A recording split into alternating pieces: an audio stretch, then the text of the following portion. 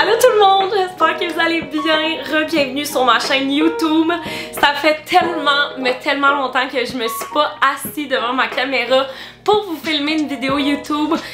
Pour vrai la gang, je me suis vraiment ennuyée de vous. Vous le savez, j'aime tellement ça faire des vidéos. Ça me divertit moi-même, ça me permet moi-même de faire des activités quand je filme des vidéos. Fait que je suis bien contente de vous retrouver. J'ai enfin une nouvelle caméra, j'ai un nouveau ring light, j'ai un nouveau setup, ça c'est dans ma pièce, c'est mon bureau. J'ai aussi un micro, mais je pense que j'ai oublié de le charger. Fait que je pense que pour cette vidéo-là, vous allez pas entendre la différence de son. Mais bon, c'est pas grave, j'espère que la qualité d'image va vous plaire. Aujourd'hui, pour le retour YouTube, je voulais vous faire un Q&A update de ce qui se passe dans ma vie. Parce que très souvent, sur mon compte Instagram, je reçois les mêmes questions encore et encore.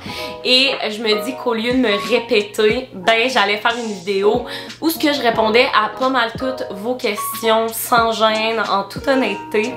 Fait que ben j'espère que la vidéo va vous plaire.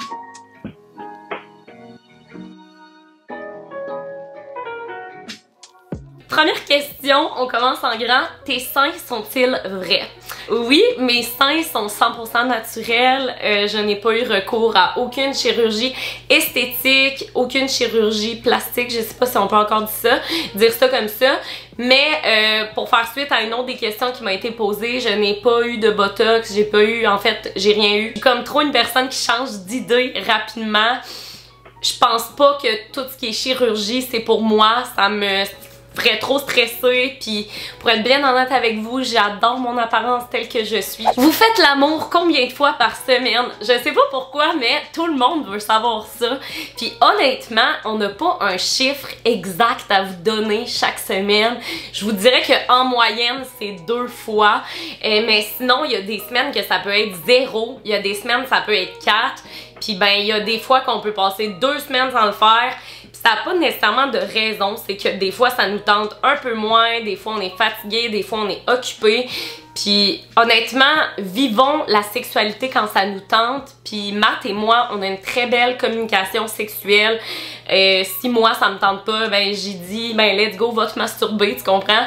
Nous autres, la masturbation est vraiment pas tabou dans notre couple. Au contraire, on se permet d'avoir ces moments-là, seul à seul, entre nous. Mettez-vous pas de pression avec ça, ça sert absolument à rien. Ayez du sexe quand vous en avez envie, puis permettez-vous des moments seuls de temps en temps. Planifies-tu avoir des enfants? Ça, c'est une question qui m'est posée tout le temps. La réponse est non pour le moment.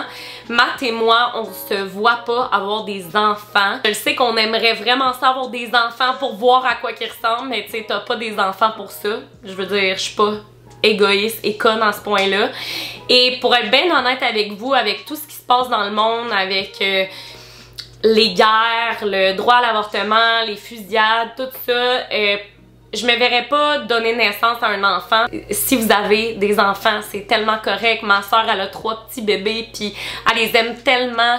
C'est juste que moi, j'aime mes animaux, puis je suis bien avec mes animaux, avec mon petit chum. Et je veux pas comme m'occuper d'un enfant. Je suis vraiment pas prête de 1, de 2, j'en ai jamais voulu. Et de 3, je voudrais pas mettre au monde un enfant dans le monde dans lequel on vit. Ta plus grande insécurité? J'en ai plusieurs. Pour vrai, la gang, je pense qu'on a tous des insécurités, puis toutes nos insécurités sont valides les unes des autres. Moi, je vous avouerais que j'ai une grande insécurité au niveau de ma peau. Je sais pas si vous allez voir, parce que là, évidemment, il y a le ring light, ça fait tout en plus une belle peau. Mais sinon, ouais, c'est ça. Je sais pas si vous voyez ici. Et aussi, quand je suis stressée, j'ai tendance à la taponner, fait que ça la rend 100 fois pire. Quel genre de mariage souhaitez-vous avoir? Matt pis moi, on s'est tout le temps dit qu'on voulait pas un mariage traditionnel de 1. On veut vraiment pas... Tu sais, Matt pis moi, on n'est pas croyants, donc on est vraiment pas dans la religion ou quoi que ce soit, donc c'est certain qu'on va pas se marier à l'église.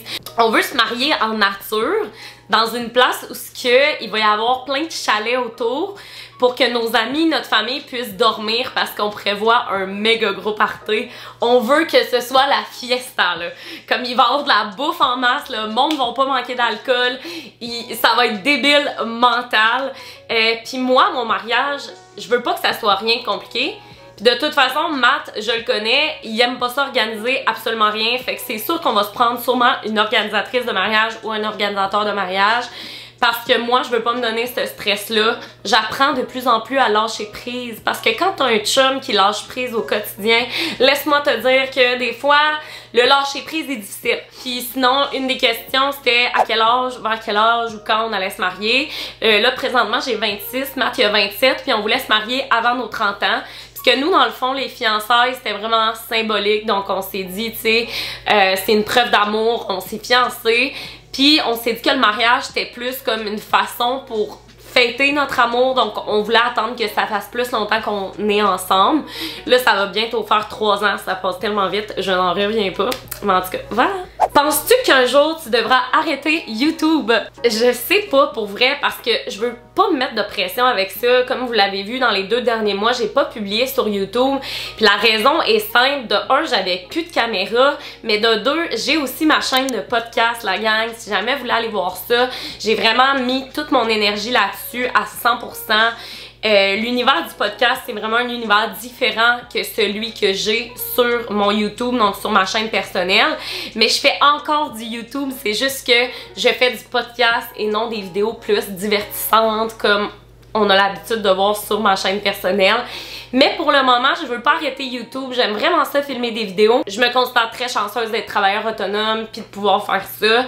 C'est juste qu'en même temps, je veux pas me forcer à publier des vidéos si ça me tente pas. Je suis vraiment active sur Instagram, active sur TikTok également. Fait que même sur YouTube avec mon podcast, fait que reste que je fais encore des réseaux sociaux à 100%.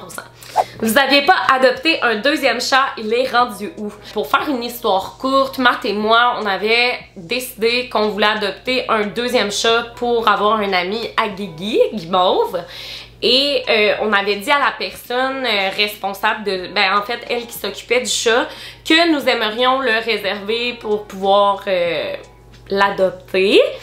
Et je vous avouerais que ça a vraiment pris beaucoup de temps. En fait, on pouvait jamais l'avoir. Fait que je vous dirais que pendant 2 mois, on était supposé l'avoir, puis on l'avait pas. Et pendant ces 2 mois-là, Matt et moi, on a vraiment réfléchi, puis on était comme, est-ce que c'est un signe? Est-ce que justement, ça veut dire qu'on est bien avec notre petite famille de 4? Fait qu'on a laissé tomber, puis on espère que le petit minou est heureux ce qu'il est. Quel est le sujet de vos disputes, toi et Mathieu, en général? Bon, dans le fond, la plupart de nos chicanes partent du fait que moi, je suis hyper stressée, très organisée aussi et très à mes affaires. Et Mathieu, lui, il est pas assez stressé, il est pas à ses affaires, puis il est pas organisé. Fait que souvent, ça va créer des flamèches parce que je vais tout le temps devoir le carry, si on veut. Je suis vraiment maternelle, puis des fois, je le traite comme mon petit bébé, tu comprends? C'est cave là, mais je suis pas mal sûre qu'il y a plein de monde qui vont se reconnaître ici. Sinon, Matt puis moi, on a une très belle complicité, on s'entend super bien. C'est certain que quand il streamait à la maison, et mon Dieu, on chicanait souvent parce que j'étais comme arrête de crier, ça me tape ses nerfs. Puis lui, il voulait faire ça parce que c'était son travail. Mais là, finalement, il est rendu dans une maison de contenu qu'on appelle. On habite encore ensemble, by the way. C'est juste que la maison de contenu, c'est là où il va pour travailler. Puis ben moi, des fois, je l'accompagne. Puis il y a une piscine, fait que moi, je suis all-in. Sinon, le fait que moi, je suis quand même dépendante affective, pour être honnête avec vous, je m'assume à 100%, j'ai aucune gêne de le dire. Même que j'essaie très fort de travailler là-dessus. Et mon chum, il est pas indépendant. Tu sais, c'est pas tellement genre indépendant, mais il est moins dépendant que moi. En fait, il est pas dépendant, là, il est juste comme normal. Entre le dépendant et l'indépendance, normal. Fait que des fois, c'est comme, lui, il comprend pas comment des fois je peux être autant insécure sur des trucs que lui, il est comme, what the fuck, je comprends pas. Fait que c'est ça. Mais sinon, ça va bien, puis je suis vraiment contente. Puis on est encore fiancés. Puis je l'aime beaucoup. Es-tu toujours de bonne humeur dans tes vidéos ou parfois tu fais semblant? Non. Honnêtement, la gang, je fais jamais semblant parce que si je suis pour faire semblant, je me sens pas bien. Comme là, je filme une vidéo parce que ça me tente d'en filmer une. Comme vous avez vu, j'ai pas filmé de vidéo pendant 2 mois, puis j'en ai pas filmé parce que justement, ça me tentait pas. Fait que pour vrai, moi dans la vie, quand ça me tente pas, je me mets pas sur les réseaux sociaux ou je le dis. J'ai aucune gêne à dire quand je file pas, j'ai aucune gêne à m'affirmer ou à dire mes émotions parce que je pense que ça fait partie de mon fort, le fait que je suis quand même quelqu'un qui est très ouverte dans ses émotions. Fait que je vous dirais que non, je suis pas toujours de bonne humeur, même que des fois je suis en tabarnak. Mais c'est ça, c'est la vie, hein? On peut pas tout le temps être de bonne humeur. As-tu déjà eu un trouble alimentaire? Si oui, as-tu des conseils à donner à ce sujet? J'ai déjà fait une vidéo à ce sujet-là, mais en gros, je connaissais pas ce trouble alimentaire-là à l'époque. Mais ça s'appelle l'orthorexie, donc c'est vraiment un désir de bien manger, trop bien manger, santé, de faire du sport excessivement. Et j'ai eu une passe pendant 1 an où j'étais vraiment comme ça. C'est arrivé quelques fois où je me suis fait vomir 2-3 fois. J'en ai déjà parlé. Mais honnêtement, c'est vraiment quelque chose qui est derrière moi. Je suis vraiment guérie de ça à 100%. Oui, des fois, les pensées malsaines peuvent revenir.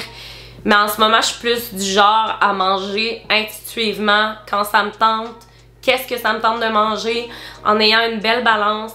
Les meilleurs conseils que je peux donner, c'est d'aller en parler. On le dit tout le temps, mais vraiment d'aller voir un professionnel de la santé, de le dire à tes proches. Moi, c'est vraiment ça qui m'a aidée. Puis pour vrai, je m'en suis sortie, mais moi, je dirais pas que c'est un trouble alimentaire qui a été extrême. J'aime pas dire que j'ai déjà eu un TA, même si en même temps, c'est un peu le cas. Parce que je feel bad pour les personnes qui l'ont eu plus extrême. En tout cas, bref, tous les TA sont valides. Comment va tes amitiés que tu as créées à OD? Notre gang d'OD, je vous avouerais qu'on n'est pas la gang la plus proche. Pis c'est pas parce qu'on s'aime pas. En passant, là, je veux juste le dire là, pour que tout de suite vous partez pas des scoops. Trudy, j'y parle encore full. Alexandre, on se parle. Rim aussi, on se parle encore. En fait, on n'a pas tissé des aussi forts liens que les autres saisons. Moi, quand je suis sortie d'OD, la plupart des gens de mon année étaient célibataires. Fait que souvent, ils sortaient plus. Puis tu sais, quand t'es en couple, tu sors moins. Surtout moi, là. Moi, je suis tellement bien dans mon cocon avec mon chum. Fait que je vous avouerais que je sortais pas autant avec les personnes, même si, tu sais, j'aime tellement Jen, Cam, Ophélia, tu sais, je les aime tellement les filles. C'est rien passé, c'est vraiment juste je pense qu'on a pas le temps, puis on est toutes à des places tellement différentes dans la vie. Mais sinon, Trudy, là, je parle tout le temps, puis je l'aime d'amour, puis c'est ma favorite. Mon chum, il me texte: Yo Chloe, si tu voulais filmer un vidéo on stream, je suis down si jamais. By the way, je t'aime. Trop cute, mon lover. Je vais y répondre après. Des projets à venir. La saison 2 de mon podcast Perception. Donc, je vais vraiment travailler fort là-dessus. Sinon, en fait, j'écris des chroniques avec Billy. Je sais pas si vous connaissez la chaîne YouTube Billy, mais j'écris des chroniques pour eux à chaque mois. Fait que ça, pour moi, c'est vraiment un beau projet. Et là, récemment, je sais pas pourquoi, mais pouvez-vous croire que je me suis fait contacter pour faire un stand-up d'humour? Je suis bien stressée de ça. Je vais sûrement vous faire un petit vlog, maybe, je le sais pas. Mais c'est ça, on m'a demandé de faire un stand-up d'humour, puis moi dans la vie, je suis comme drôle quand il faut pas, puis quand on me demande d'être drôle, je suis pas drôle. Fait que j'ai hâte de voir qu'est-ce que ça va donner. Mais en même temps, je me suis dit que si je refusais, ben j'allais le regretter. Puis moi dans la vie, j'aime prendre toutes les opportunités. Sinon, Matt et moi, on aimerait vraiment ça, acheter une maison, donc déménager dans une maison comme ça, tu sais, on loue rien, puis on a vraiment notre place à nous. Même si en ce moment où on est tellement bien, c'est juste que avoir la maison, ça serait vraiment un plus. On aimerait vraiment ça. C'est vraiment notre prochaine étape de couple. En fait, on veut une maison avant de se marier. Fait que je vous dirais que la maison d'ici 2-3 ans, là, ça devrait faire partie des projets. C'est quoi ta pire phobie? Je vous dirais qu'avant, ma pire phobie, et ça c'était au pic de mon anxiété, j'avais une phobie de faire des ACV et des crises cardiaques. C'était ma phobie. Je vous dirais qu'en ce moment, j'ai plus tant cette phobie-là. C'est certain que des fois, ça peut réarriver que j'y pense. Mais oui, c'est une de mes phobies. Mais moi, j'ai beaucoup de phobies dans la vie. Je pense pense que ma phobie, en gros, c'est la mort parce que quand je prends l'avion, j'ai peur parce que j'ai peur que ça s'écrase, parce que j'ai peur de mourir, j'ai peur de faire un ACV puis une crise de cœur parce que je me dis que c'est des trucs que je peux pas contrôler. En fait, j'ai peur de mourir de façon incontrôlée, même si c'est sûr que ça va être incontrôlé. Je sais pas si vous comprenez ce que je veux dire. Puis ça a été une de vos questions. Beaucoup de gens m'ont demandé comment va mon anxiété, comment je vis avec mon anxiété. Puis honnêtement, en ce moment, ça va tellement bien. D'ailleurs, ce qui m'a beaucoup aidé, c'est de prendre du magnésium chaque soir avant de me coucher. Je sais pas, j'ai vraiment trouvé que ça a fait une belle différence sur mon sommeil. Je vous dirais que ce qui aide beaucoup aussi, je veux pas, c'est mes antidépresseurs. Je prends escitalopram 15 mg pour ceux qui se le demandaient. Puis pour vrai, ça a vraiment changé ma vie. Aussi, je vous dirais que le fait que je sois stable, tu sais, je prends plus soin de moi. Je m'entraîne aussi, tu sais, je suis vraiment, c'est ça, je suis juste bien, je me sens épanouie dans mon travail. Vous avez pas idée la gang comment je suis reconnaissante à chaque jour puis que j'y crois pas d'avoir cette vie-là. Je suis vraiment reconnaissante. Merci tellement de tout le temps être là derrière moi pour m'épauler. Je vous remercierai jamais assez. Vous m'avez fait tellement grandir comme personne puis je le sais que vous allez me faire grandir. Oh mon Dieu, c'est vrai la gang, je vais être aussi au Juste pour ados. La gang, c'est mon premier Juste pour ados, je suis tellement excitée. Bon, je pense que je vais répondre à 2 dernières questions parce que je pense que j'ai quand même répondu à plusieurs questions. Il y a Kiki qui écrit « Quand tu ne filmes pas, que tu ne fais pas de story, tu fais quoi? C'est bizarre à demander. » Ben en fait c'est pas bizarre. En fait quand que je filme pas de story ou quand que justement il y a pas de vidéo qui se publie sur ma chaîne, souvent c'est parce que je travaille sur des collaborations. Sinon j'enregistre mon podcast, je fais du montage, je filme des TikTok. Fait que je vous dirais que c'est pas mal ça. Je suis tout le temps en train d'essayer de faire aller ma créativité, mais je vous avouerais que c'est ça qui est le plus difficile, c'est vraiment la créativité. Des fois, j'ai des manques d'inspiration, puis c'est ça. Des fois, c'est tough parce que je me sens pas à la hauteur.